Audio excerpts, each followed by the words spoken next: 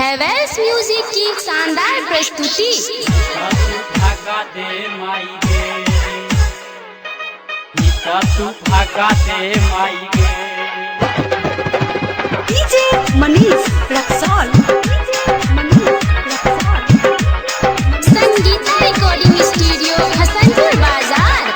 छियो हम कुमार हमरा माथावा पर मौर चढ़वा दे माई गे। छियो हम कुमार हमरा माथावा पर मौर चढ़वा दे माई गे। ओहे पूजा से शादी रचा दे, नहीं तो तू भागा दे माई गे। उहे पूजा से शादी रचा दे, नहीं तो तू भागा दे माई गे। मान गे माई गे। DJ Manish Raxaul,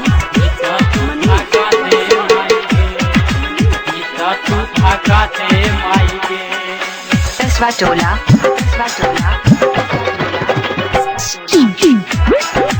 Sangeeta recording studio Hasanpur बाजार। गोरे गोरे पोता होतो अंगना में खेलतो, सब दुख तोहर माई उहे त झेलतो, उहे त झेलतो, उहे त झेलतो। गोरे गोरे पोता होतो अंगना में खेलतो, सब दुख तोहर माई उहे त झेलतो। बाजै छै टोलावा में आजन बाजन हमरो बजबाबे माई गे। बाजै छै टोलावा में आजन बाजन हमरो बजबाबे माई गे। न तहसीलावा से कर दे न शादी, नहीं त तू भागा दे माई गे।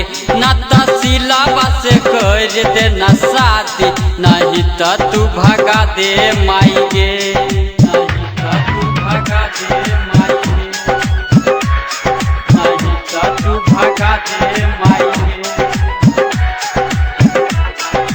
DJ Manish Raxaul, Sangeeta recording studio Hasanpur बाजार। संजय जग जीवन मुकुंद मरल कुबारे, सरगम सूरज के जिंदगी सवारे, जिंदगी सवारे, जिंदगी सवारे। संजय जग जीवन मुकुंद मरल कुबारे, सरगम सूरज के जिंदगी सवारे। कोनो दिन थके हमारा जलती से जोड़ी लगवा दे माई गे। कोनो दिन थके हमारा जलती से जोड़ी लगवा दे माई गे। ओहे सिलावा से कर दे न शादी, नहीं त तू भागा दे माई गे। ओही पूजावा से कर दे न शादी, नहीं त तू भागा दे माई गे। संगीता रिकॉर्डिंग स्टूडियो हसनपुर बाजार।